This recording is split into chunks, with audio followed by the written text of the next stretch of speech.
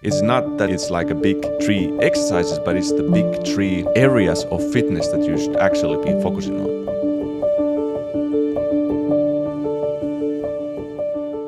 The Superman, he can see through walls. And in the same way, when you're doing this type of precision training methodology, you learn to see inside your body, beneath your skin. The Conan Barbarian is more mean, it's more warlike, it's more like Spartan. Building yourself up like a machine so you can actually compete over others and overcome obstacles. Tarzan, he grew in the jungle with the apes, so he moves in very, very like bestial, like animalistic ways. He climbs in the trees. In life, you can make progress in a dirty way. You can make economic growth by polluting everything, growing that way, or you can do it clean, like without destroying the nature. People tend to like often forget when they get into this type of gym training approach, the playfulness and how important that kind of playing is. You cannot always live for the future, train for the future. They're chasing the progression of a skill, or they're chasing like the certain amount of weight. And it's fun because it's like a game, but it's also...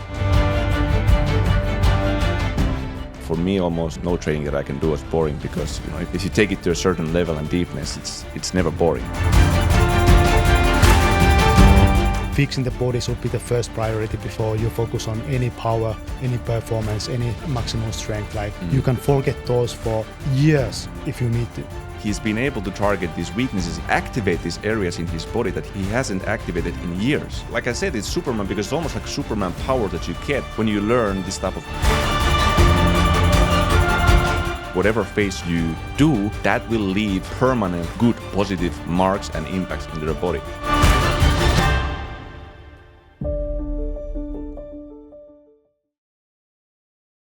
So we have talked about and kind of criticized and analyzed this approach where, you have this big five. So you have just like 5 exercises or big 4, big 3. It doesn't matter. You just have like this approach where you have like a few exercises that you think are the king of exercises. And that's almost all you would need in training. We've been talking about this type of subject. And in this time, I want to bring you, what is kind of the alternative for this? People might think, okay, if it's not the big 5, then what is it like? What exercises are there? But in reality, it's not about the exercise. It's about areas of training. It's about realms of training. It's not that it's like a big 3 exercises, but it's the big 3 areas of fitness that you should actually be focusing on. And this is what we have been talking about already for a while, that, for us, exercises in isolation exercises are not that useful.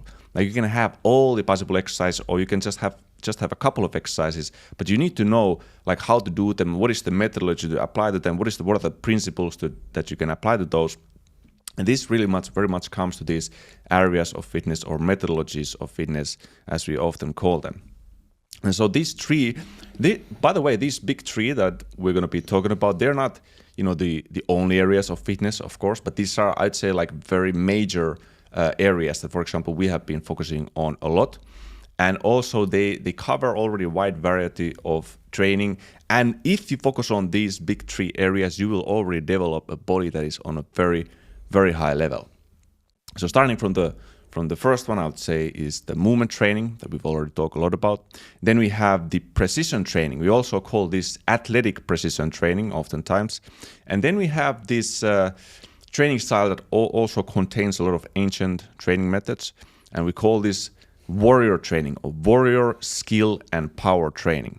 So these are kind of the big 3 divisions that we're going to be focusing on this podcast as a kind of give a guidance on where you can guide your training. Yeah, and this is something we have been talking about for over 5 years. I think we released 3 essential areas to develop for complete human development video like 5 years ago, like 2019. And it covered the 3 areas, like the movement, athletic training, and then the conditioning. Because the warrior training was like the conditioning. Now it has broadened a little bit with us. Yeah, it has broadened a little bit, but it's still the main areas and the main lines are still the same. Yeah. And this is something we have been doing for over 10 years. Like in the very beginning, if I go all the way back, in the very beginning we did the very standard stuff like the powerlifting and then gymnastics and calisthenics, like calisthenics for the upper body, and then powerlifting and weights for the lower body, and then of course a mix of everything else, and then movement training. But then a bit by bit it started to like become more like refined, like the certain approaches, and we went through many different phases during this during our training journey and during different years. Yeah, and these all like you said, we've gone through all of this, and it took quite many years. So, like the point is that with these, because people when they think about big 5 exercises, they think about like that's what I'm gonna be doing forever or something like this way, and or maybe even just a short period of time or something like this way. But with these phases, you have to take this long-term approach, that you don't just do it like 1 week and then that's it. Like you're going to be training like movement training. You can train it for a year or 2 years, and then you can be training athletic training for a year or 2 years, and then you can do warrior training. You can start from wherever you want, depending on like your personal let's say features. So if you have a lot of imbalances or a lot of pains, or if you're just a beginner, you have a lot of weaknesses in your body, or if you already feel like you have some like a base in your body, then you can go to the type of like a warrior training. But I also wanted to give here kind of examples. These are very generalized examples for all of these styles, and they are kind of caricatures, or you can say even archetypes for all of these different areas. But I want to give it here because I think it's a fun way to imagine about movement training and precision training and warrior training, and to kind of get you thinking about it in a bit more in your head. And this is like I found this kind of a comic book counterparts. So starting from the movement, you can think about movement training as a Tarzan.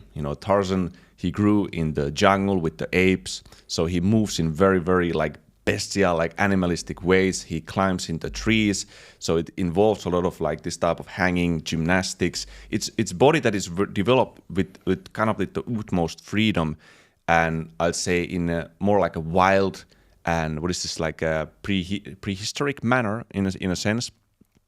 So this is like the Tarzan, if you think about that. And then if we go to the athletic precision training, you can think about the Superman. And Superman is I think he has a very pure form of strength. Like that's what he is. He's one of the strongest there is, but he's very absolute pure form of strength. There is not really skill involved. It's very refined. Like he can, with his finger, he says pump, and he has power. And at the same time, he has one of his superpowers is seeing, his eyesight. He can see through walls, I guess through clothes as well. But anyway, he has this eyesight that can kind of like see beyond. And in the same way, when you're doing this type of precision training methodology as we're doing it, you learn to see inside your body. Like you learn to see like beneath your skin. And this happens actually through feeling. So you'll develop this kind of superhuman sense, I would actually even say it that way. Very few people even have this who are training. And so we have this Tarzan, Superman, and when we go to the warrior training, you can imagine like Conan to Barbarian. And although I really like Arnold's version, like Arnold Schwarzenegger in the movies, and probably many people know Conan from the movies, I kind of prefer the look of there's this artist called Frank Frazetta, who is very, very famous artist. Like he started his career in the 50s and 60s, and he probably drew and painted some of the most iconic photos or artwork of Conan the Barbarian. And when you look at that, he is drawing, he's imaging, like is a very, this kind of like a gritty, hard and defined warrior. And towards bodybuilding side, there's some exaggerated muscles there, but it's still, you can see the kind of the functionalism and the real hardness displays in the muscles. I think this is just a great and even inspiring image. But this is the image of the warrior training. You learn this real like warrior skills, actually like training to wield weapons almost, and also this kind of endurance that the warrior must have. It's a bit more like a darker power or more violent in I guess. Yeah, the warrior side is more like warlike. It's more like Spartan, and it's like the Conan the Barbarian, because I was like a huge fan of the Conan the Barbarian. Like played the Age of Conan video game like crazy. I read the books. I know the lore very well. So I was like a huge fan. I had also this tons of this this Conan the Barbarian, like the artwork as well. My computer was full of these pictures. So I was huge fan. But I also was a massive fan of the 300 Spartans and all this kind of stuff.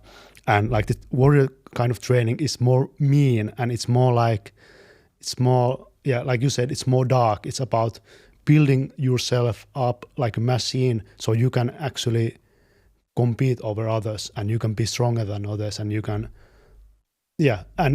like overcome obstacles and such as that, like other people, and also like weights and because it's also the mindset. Like it's even the mindset is a bit more. It's discipline and gritty, and it's about pushing through the boundaries and being this like a warrior. Yeah, physique that literally can have a bit of like calloused, like hardened, even literal terms if you go to like warrior or qigong or kung fu. But like you said, very good. Like also the Spartans, it's Conan is just like one archetype for this, but you can think of Spartans, ancient Greek soldiers, even like wrestlers. You can put and gladiators. You can put them all into this category. And same, you can find different type of examples for this. Like if you want, Superman, you can think of like Wonder Woman or whatever you want that just kind of suits these purposes. And I often think, okay, this warrior type of strength is very like functional form of strength, but in reality, like each of these sectors, the movement, the athletic, and the warrior, they're all functional strength, actually, or they're very functional training styles. And if they're done correctly, they're also very healthy. Very healthy. And this is actually for me, this is one of the requirements for it to be even functional. Like it does improve your health, but it also, what it makes it really functional is that it improves your performance. I think it improves the performance, it improves your adaptability and your preparedness in almost all physical activities, I would say. And all of these training styles can do them. And the idea is really that you would master, all of these different areas, and you can combine them. Like you can combine the wild like movement strength with the warrior strength together with that very refined form of athletic training approach. And actually these three archetypes, they actually, when now I think about it, it's even in MMA. Like people think like the fighters in mixed martial arts, let's say in UFC, they fall into three categories. And one is the martial artist, which is more creative and more like based on freedom and creativity. Yeah. And then the second one is athlete, which is more like based on the performance and the athleticism. Yeah, they have very like refined skill. Like they're like always hand up and like they learn the skills very well, and then it's just like perfection almost. Yeah. And then the third one is the fighter, which is very gritty, which necessarily doesn't have the perfect technique, but it just has so much toughness and so much grit and so much endurance that they just keep pressure that just keep going and going. Yeah. But like you said, like the athletic phase is really I think it's a lot based on the like body intelligence, but also like mental intelligence, because you have to have the eyes and also have to have the understanding of how to move the body. So in that way, the athletic area is very clean, and when it's done correctly, it's also very sustainable, because like in life you can make progress in a dirty way. Like you can, like let's say China, you can make economic growth by polluting everything and growing that way, or you can do it in more like a Nordic way, which is more like clean, like without like destroying the nature. And in the same way, you can grow your body and make progress, like either in the dirty way, destroying the body as a process, or in a clean way, in a sustainable way, where you really respect the body and work together with the body. Yeah, I guess you could say that one of the features in all of these styles is, like you said, that they give these attributes that they don't take away. Like maybe I guess there's always some kind of trade-off to an extent, but like they don't diminish your body in one area or another. Like or you're not increasing the strength in one area at the expense of another. So this is I think also one of the common like features in all of this. And maybe going like more in detail, really, for example, into the movement training, and what does it really do, and why is it so fundamental? And if you think about, this is the way in which I believe even children, and if you don't have any formal like do this kind of exercise, this is how you're developing yourself since the beginning, and it comes through freedom.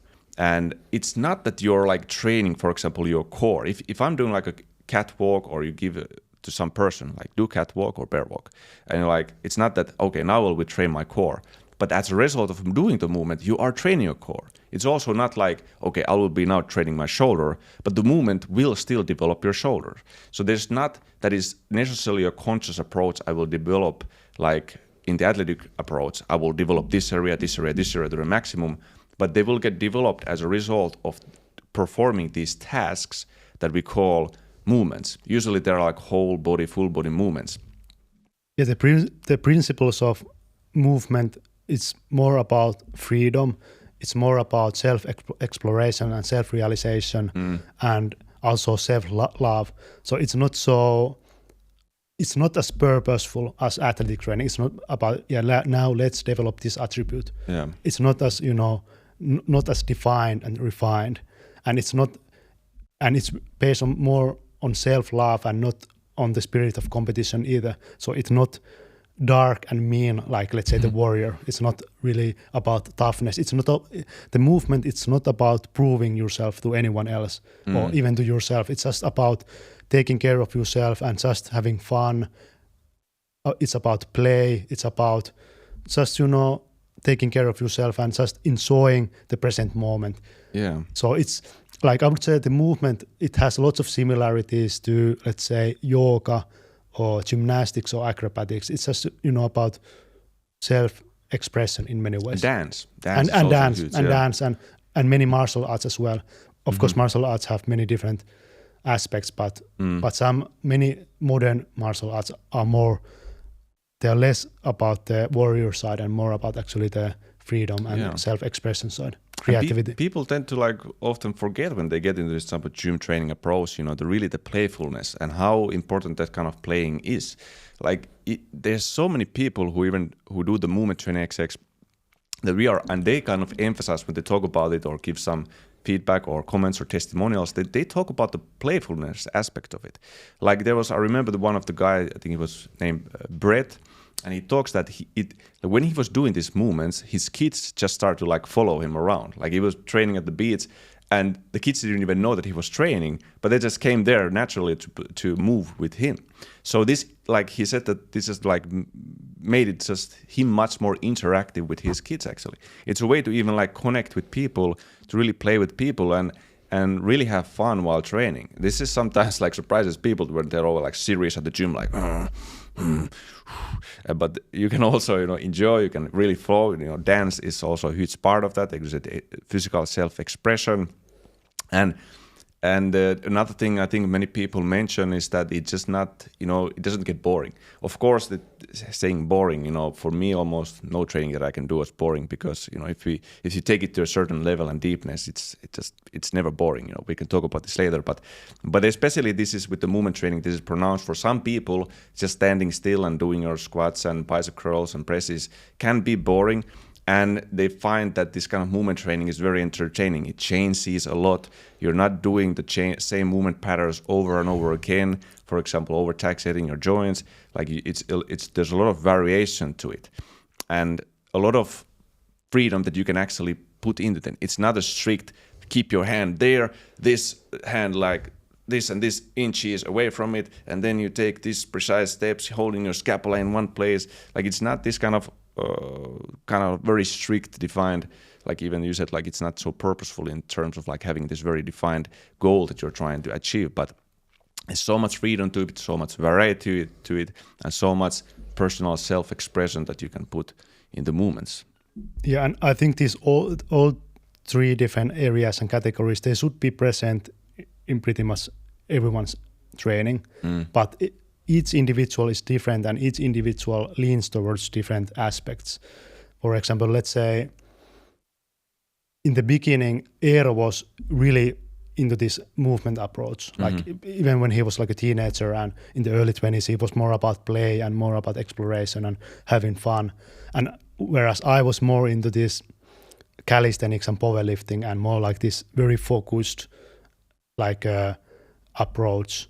And only after I started to do the movements, because I realized how important this aspect is as well, because you have to take care of the body and you have to be present in the moment as well. Like you cannot always live for the future, because that's what a lot of these gym pros and powerlifters and calisthenics people do. They actually train for the future. They are chasing the progression of a skill, or they're chasing like the certain amount of weight. Right. So they always focus on like, I have to reach this level, I have to reach this level. And it's fun because it's like a game, but it's also not everything there is to it. And it also has lots of downsides, like you will destroy your joints because you're sacrificing the body for the external goals. So I would say how you train, it depends on your individual, like the mentality and personality, but you should have some parts of every area in your training. Yeah, it's not like you kind of fixate on one based on necessarily personality, like athlete twin axis type of training or the precision training where you're isolating muscles, right? That you said like I was first at the movement, and I was just moving very free, and I wasn't so much paying attention to individual muscles, how I could develop them, or if I had like weaknesses in my body that movement training, for example, didn't target. But I had to like realize really the importance of then moving on to that sort of training, which was so now I'll say strict, actually, in a way more serious as well, and much more purposeful in terms of like targeting very, very specific areas in the body. But this, it feels very opposite. It's very like scientific, almost robotic in some ways compared to movement training. But it became one of the foundational pillars of training also for me, because the fact is that we all have certain areas in the body, certain maybe weaknesses, and sometimes we are very good at avoiding actually addressing them. Like if you have some painful articulations and you don't specifically try to train it and address it, you will most likely never use it. Even if you're doing free movement, you'll kind of like even subconsciously try to avoid those. Or even if you're doing gym training, you never really go and do exercise that targeted because you just feel too weak, you feel maybe too vulnerable. So in terms of that, being able to find these methods that through which you can train these kind of uncomfortable areas and spots and just limitations in your structure, this is what the athletic training method came to be. And this has like happened also like countless of like time after time, people who are doing the method, like they get so surprised, they get completely blown away. Like I remember Niels, who was also one of my coaching students at a certain point, but he started with the athlete twin axis method. And he was like an actual personal trainer. He was a personal trainer. With like years and years of background. Yeah, this is actually very important to know this. Like he wasn't a beginner. And he even mentioned that, he's been training a lot. And when he did the method and he did, for example, this glute hip training, he was just so surprised how suddenly these exercises target areas in his glutes, in his lateral hip area that he had probably never properly targeted, like in his life. Same was, I remember Jorge, he was like he was a doctor of physical therapy. PhD. Yeah, PhD. And like he said very like directly that he's been able to train or target these weaknesses or activate these areas in his body that he hasn't activated in years. Like in the most of part of his life, he hasn't been training these areas. So this is the power. Like it's like like I said, it's Superman, because it's almost like Superman power that you get when you learn this type of methodology of precision training, which means that you can precisely train certain areas in the body. I don't like always the word isolation, because I've mentioned in some other videos, there is no like true muscular isolation in the sense that even if I isolate the joint, I have to use a lot of other muscles. And this means that I need to stabilize. I need to stabilize the rest of the body in order to target the mobility of one specific joint, for example. So it's isolation through the integration of the body. And this is the methodology that you actually learn. Yeah, and the thing with I want to say that when we talk about athletic training, we mean the athletic precision training, which are our like methodology, which is based on the 100 years old, like the muscle control and mind muscle connection principles, and all this very, very old stuff, which we have been able to like add to this modern training. But the athletic precision training, it's a lot about using your mind to kind of create perfection, because many of us, like me, like I didn't have the athletic background and the physical background in my childhood and teenager years. So I had lots of imbalances and lots of weaknesses. So I was with the power of my mind, I was able to fix these weaknesses and create the body structure and the body that was kind of as close to perfection as I could manage to create. Like it was as close to like the naturally talented and gifted athlete. So that in that way it was like a life-changing fix for myself, because we created this stuff when we lived and trained and learned in Croatia in 2016 and between 2017. So we truly went deep into this form of training, and we trained this for many years and just fixing the body. And like you said, a lot of people actually find us and find our programs after they have destroyed their bodies with their conventional training methods. Like they have stiffness, they have lots of restrictions, and they have lots of joint pain in shoulders and elbows and rib cage and lower back. Like one of the most like popular articles on our website is like the how to fix rib cage pain, or how to fix elbow pain, or how to fix this. So lots of people actually find our stuff after they have like wrecked their bodies with the conventional methods. And in the beginning, when you are in this state where you have lots of like pain and injuries and restrictions, then fixing the body should be the first priority. Like if you are now thinking like which phase should you start, then the movement phase and the athletic precision phase are the most important, because fixing the body should be the first priority before you focus on any power, any performance, any like maximal strength. Like you can forget those for years if you need to do that. Yeah. But probably you have to forget them 6 months, 1 year, or something like this. But first make the priority to fix your body and fix yourself, so you can actually start making progress again. Because when you fix your body, when you get rid of these weaknesses and build this foundation, you increase your potential like a lot. Because maybe you have been training for a long time and you have hit the plateaus.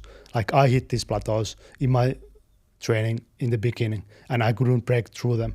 But once I opened my eyes and opened my body to what it's really capable of, then I started to make progress again.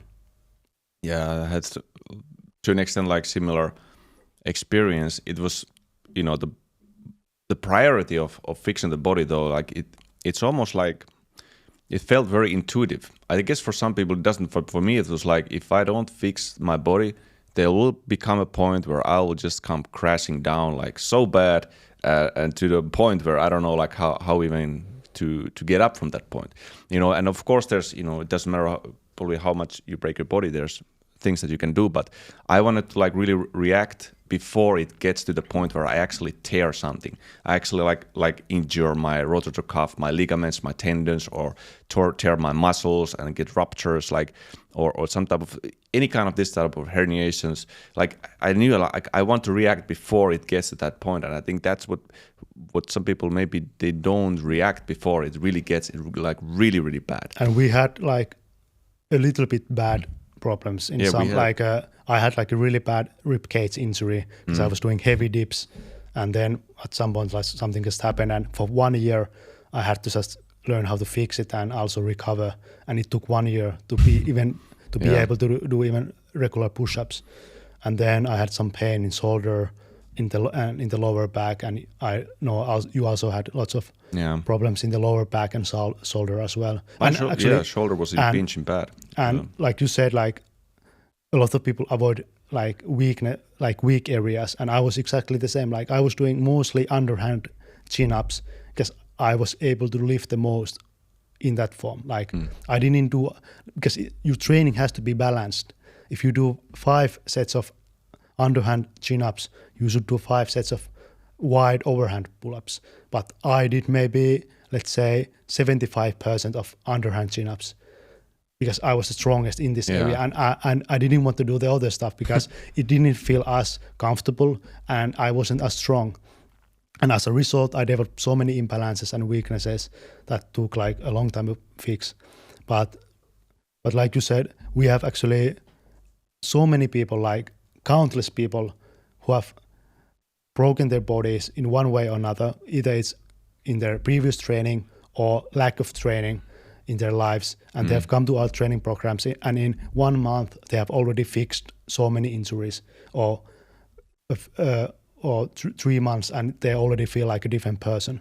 And we have like countless, like I checked, we have like over 133 video testimonials of people who have done our programs and talk about the benefits they have experienced. And maybe, let's say, 1/3 or maybe even more of these people say in these testimonials that, yeah, I fixed my shoulder, I fixed my back, I finally can move properly, blah, blah, blah, or something like this. Yep.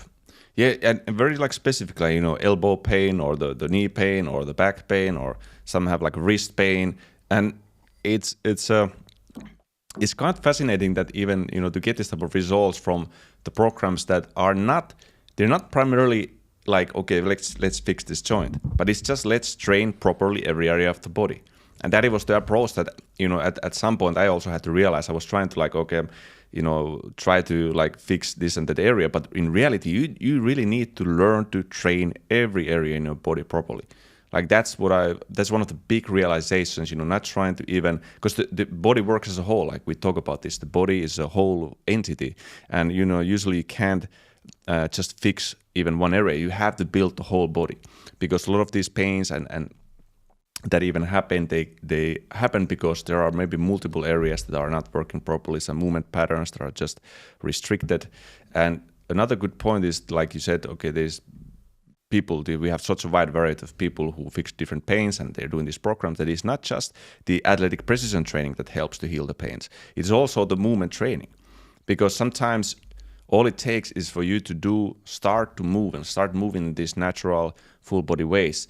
And it does also work on so many joints. It makes a lot of joints in your body very, very strong, very functional. And it builds, I'd say, it's kind of partially like instinctive movement ability, instinctive or reactive muscle tissue that is very responsive. Like you get into different positions and the muscles just start to work. Like you get in these, for example, if you're doing bear walk or bear crab roll, you're turning, your shoulder goes into different positions during that movement, into multiple different positions where you need to support it, and then your core will be more towards like your stomach towards the floor, or your side towards the floor. So you'll be training very like almost 360 degree your core area here. The shoulder blade muscles will be supporting in different angles. So there's so much that happens when you're doing this movement training that also has a lot of healing power. And another thing that comes out is not just that you fix necessarily even an injury, but you're rejuvenating your body almost to an extent. Because we have a lot of also seniors, like people who, in 50s, 60s, 70s, like 80s. I don't know if there's 90 years old people, but I know there are people in their 80s, 70s, like 60s doing these programs. And some of them say, like I remember this woman who was, I think her name was Kiki. She was like over 60 years old. And she said she's moving like as well as in her 20s now, because she's been doing all that mobility training and the movement stuff that is in the movement clinics. So that, like, you can really dramatically, like, almost like what is the word, like youthen your body, or make your body like to an extent younger, because pliable tissues, flexible spine. It's like, people say like you're as old as your spine, and in a way you're as old as any of your joints. That was the founder of Pilates. Oh, right. So Pilates said it first, I think. That was the first one. But yeah, that's the point. Is like a lot of our youth comes from actually that from the body. may actually be like a very ancient Chinese proverb. Think so? Yeah, but at least in the West, Joseph Pilates was the one who said it Yeah, first. it would be actually cool to see what is the origin into China. Yeah, but yeah, that for me as well, you know, I feel like a lot of like just feeling youthful in my body or feeling good in my body comes from the fact that I can kind of flow, I can express, and my body is not only capable of doing robotic gym movements, but it has this freedom and pliability to move in very, very free and dynamic manners that just, even like when I was in the Hatta, this kind of resort here where you can do this, there's like a huge, I don't know, maybe like 20 meters high or over 20 to 30 meters high rope, like an obstacle course where you're going through all these obstacles and these different rope, how do you say, like, I guess they're rope obstacles. There's like some parts are climbing, like proper wall climbing. You're hanging, you have to walk in these very narrow like cords. And just even going through that, like I felt like, you know, I don't think that as self evident, the fact that I'm able to do that. Because, you know, I could have lived my life in a very different manner and I probably couldn't do almost any of those obstacles that I did. Now I went through like all them, the hardest one and everything. So for me, that I've been able to even maintain this type of physical ability and ability to move, that's a big thing. And a lot of this part to all of these methods that we've been talking about, but a huge part also to the movement. But all of these methods, they maintain the performance to a very long age. Like this is another factor that, you know, people talk about sometimes, that they feel is really good for the longevity. It's like also prevents injuries by bulletproofing the joints, prevents injuries, and it's great for rehabilitation, great for a host of different things. Yeah, and if you think about the whole picture, like how these three different areas like combine, you could say that the movement and the precision training, they are the foundation. Like it's like a pyramid. Yep. They are on the right side. You have the precision training, and on the left side you have the movement training, and together they build the foundation because they truly fix and take care of the body, so that you can actually express yourself completely and do almost anything. And then on the top you can see the warrior training, because that's more like it. Because the warrior training, because it's more competitive and it's more based on performance, and because of that it also have more risk. So there's bigger risk of like injury. Let's say you can, when you push the body to the limits and you test your boundaries, you there's always risk in anything you do. Mm-hmm. But when the foundation is strong and when the body is properly trained and developed, where there's no longer like big weaknesses, no restrictions, and no imbalances, and all the injuries you had before are gone, then you can push to the warrior kind of training as much as you want, almost. Yeah, and I think because your body, because it has been bulletproofed and it's free in terms of movement, you can really push it almost as much as you can, and it really also gives you the confidence, because the biggest problem almost with injuries is that when you have injuries, it really kills your self-confidence, and especially like physical self-confidence, but also like the confidence outside of training, but especially in terms of like physicality, because when you have like pain and injuries, you don't even want to try to test how far you can go, because you know like something is going to break. Yep. But when the body is in a good shape, then you can really push it to the limit, and you have like real trust and confidence in yourself and in your body that it will be okay. Yeah, and at this point, like this kind of top of the pyramid, there's also, I wanted to mention, because we often talk about, that heavy, focusing on super heavy weights and heavy lifting is not foundational actually, and it's also not a very safest thing. But at this point, this warrior level, there is like part of it is lifting like relatively heavy weights, for example, with the sandbags. So even that is like, that comes as a part of this big pyramid of these 3 training areas. But it's still like a small part. It's just one part of it. Heavy lifting is never like, okay, this is the one thing that we're doing. But there are relatively heavy weights that you can even learn to handle, regards to the sandbag or possibly even kettlebells or the maces. And if heavy lifting is something you're interested in, then it can be part of it, and the skill training as well. But it's not considered like actual strength training. It's just some skill training and something fun to do. Yeah, and this is why I said in the beginning, this is warrior like skill and power training, because in some of these, if I'm doing mace training, I'm doing like the mace 360 or some other mace flowing exercises, there is part of that is skill. Like you can use these maces in a kind of very pure form of strength training as well, but this is like skill and strength start to overlap more and more when we go to this type of level. And so it's not purely about like improving the health really of the body, or this way, like you said, it's not the bottom of the foundation, but it's so much like based on really that hardcore like functional strength performance, like really having like a real life functionality.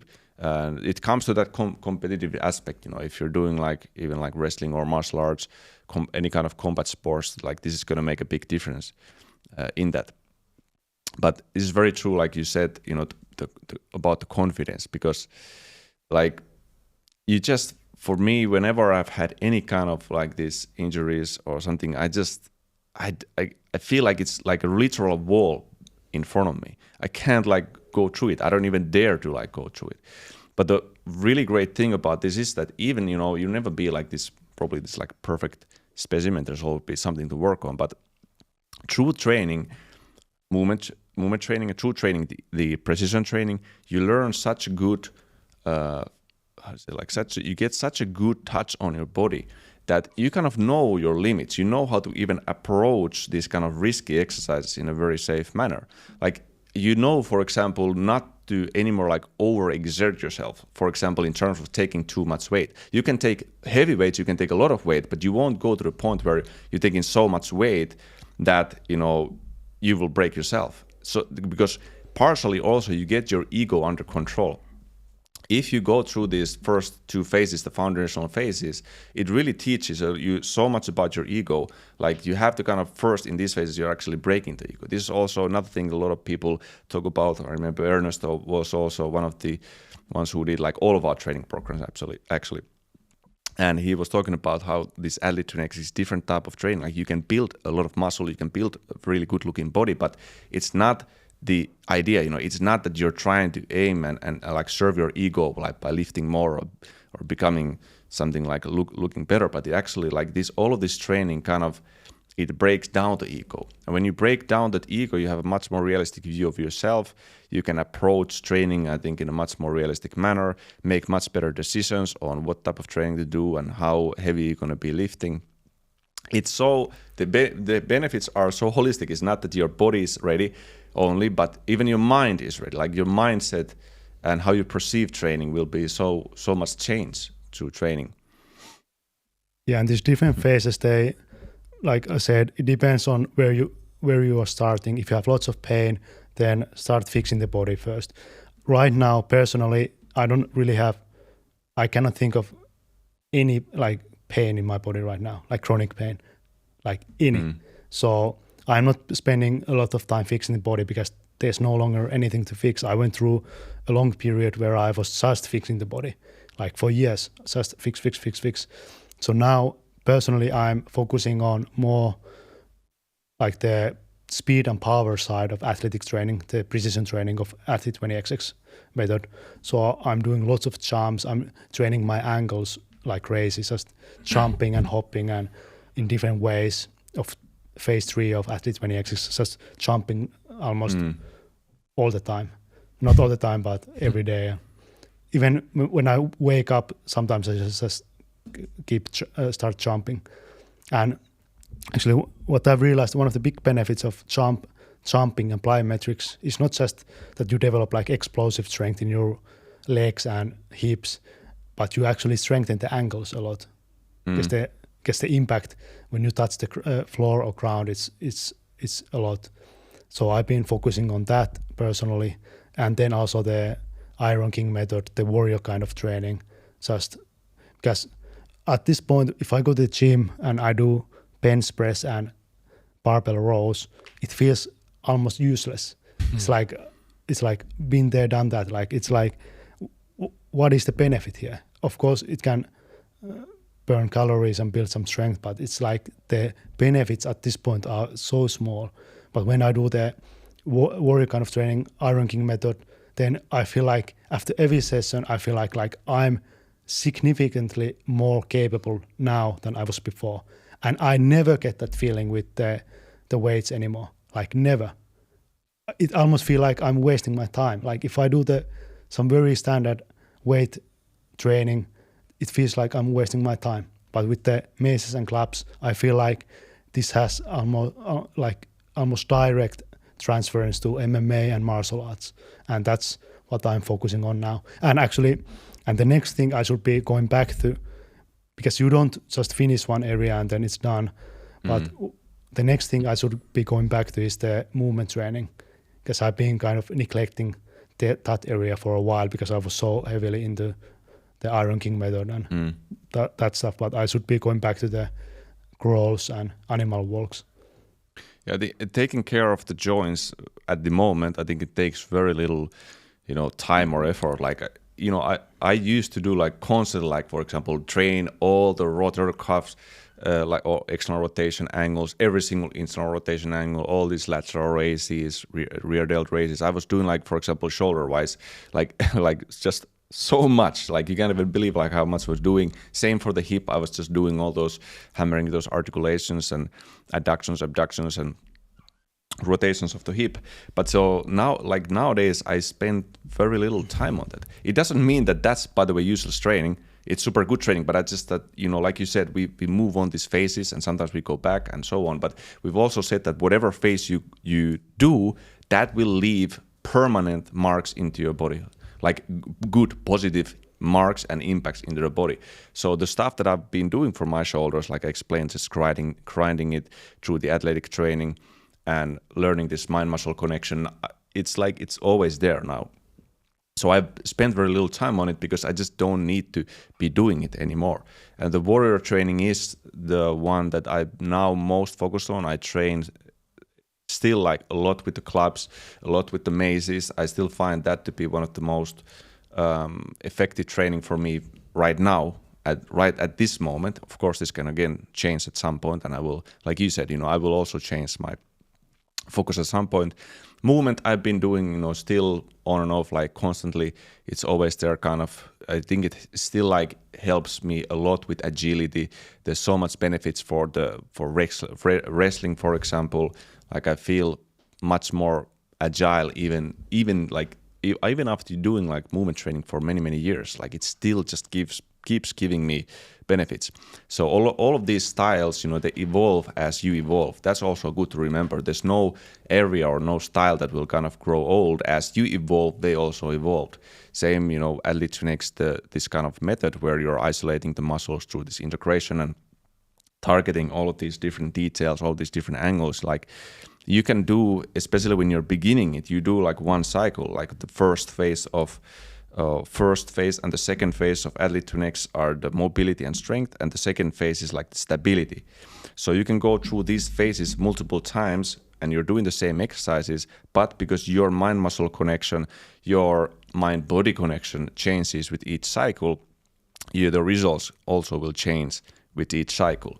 So this is also good to remember that this is not like you complete phase permanently and you never go back or something. This can always like improve in actually all of these sectors. But yeah, the warrior phase is something, that we took a lot of these ancient tools to our repertoire, because the first it was a lot about the endurance, like strength endurance, just because we realized this was a big wake-up call for us when we started MMA training, like seriously, like MMA sparring, grappling sparring, is that the strength that we had, it was like it didn't mean anything because we didn't have endurance for it.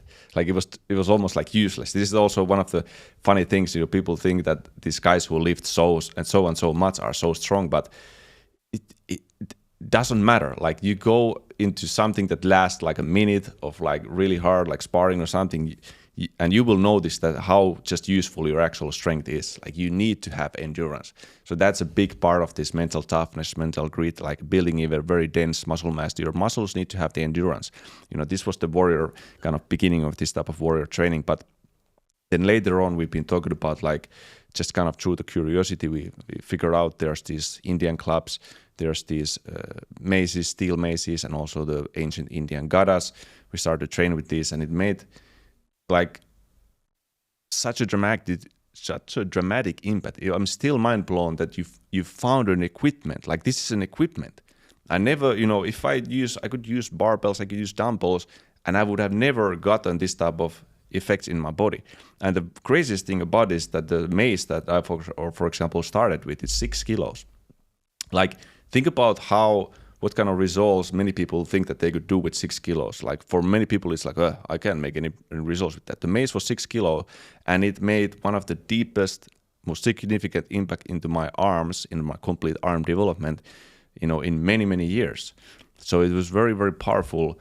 And we realized that this was like literally ancient training. This was literal warrior training. The ancient warriors and even athletes of the past trained with these similar tools to this. 2,000 years ago. 2,000 years ago, yeah, and most likely even more, because whatever gets like recorded into history, it probably started a lot earlier than it was actually like written down or even made like a sculpture or something. Yeah, so when you think about barbell or dumbbells, they are not very like the technologically advanced. When you think about like you could have like figured it out maybe 2,000 years ago. Yeah, very easily. But still, probably. People rather used clubs, maces, and like these kettlebell kind of things. Because everything was more dynamic and flowing. It is. There's a funny memory, that I get this flashback, like from when I was in military, and we had this camp. It was in the middle of the winter. It was like literally -20 to -30 degrees, like freezing weather. And in this camp, we were, because I was in the mortar company, so we actually carry a lot of stuff with our hands. And I remember we had like this like a, I'm not sure what is the English called, but it's kind of like this where you would carry like a body of someone, or if someone was injured, like I'm carrying from here, you're carrying from the other end. I hope you understand what I'm telling. But we were carrying with this kind of equipment. There was a lot of equipment piled on that, and I remember I was carrying that in the freezing weather, and we had to carry it for a long time, and it was like quite thick handles in it, and my arms were killing. Like I was like, damn, how am I? Like I felt my arms were really weak. This is weird because it had stick with me, because I think it's in some ways I experienced like, how can I be this weak? I can't even like properly like carry this thing for this and this distance that we were doing. But maybe it was like also, I remember it was a rough terrain, and there was like going up and down the forest, but still this just stick in my head, and I forget it for many years. But when I started to train this iron king method that we made, and with all these maces and clubs, it somehow came to my mind again, and I started to think, I'm probably developing this exact strength, and I would like to try to carry that thing again with the strength that I now have. It's just a weird thing, but because we talk about how functional it is, like one of the most functional areas is your grip, and I didn't even realize that. Although it's in people's face like this way. It's like telling you when you're doing like pull-ups, when you're doing even deadlifts or rows, like traditional gym exercises, many people, they use the wrist strap or something because they get so tired here. So the muscles or the structure in the wrist is like yelling at you, we are weak, like train this area. And this same happened to me when I was training at the beginning, but I just didn't make the connection like, okay, I should probably, like really challenge this area and make it like stronger beyond what I could ever believe. Yeah, the thing is that the grip and the hands should be equally strong to the prime movers of your body, let's say in the upper body, like equally strong. And the thing with the dumbbells and barbells is that they are not even hard to grip, like they're super easy. Yeah, and still is challenging. So because in reality, if you grab a person, if you grab something like an awkward object, it won't be even close as easy. And similarly, like your athleticism is also like limited a lot by your angles. So that's why it's very important to develop the angles and develop the grip to the equal level. To the equal level. And one more thing about, because I think arms have a very bad reputation among functional trainers. Like it's just, it's a vanity thing. You're just training a bicep for it to look good. And I remember, I think even in a portal or something said like they're just connection cords or something. Like arms are super important. That they should be robust as heck. And biceps are super.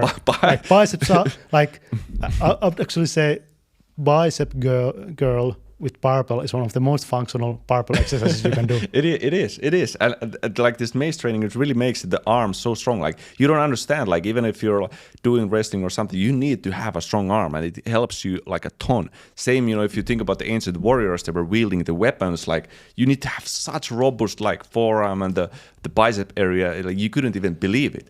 Our martial artists, they tear their biceps. I know there's many people who do martial arts, they tear their biceps. And I think it could have been prevented if they just trained their arms in a proper manner.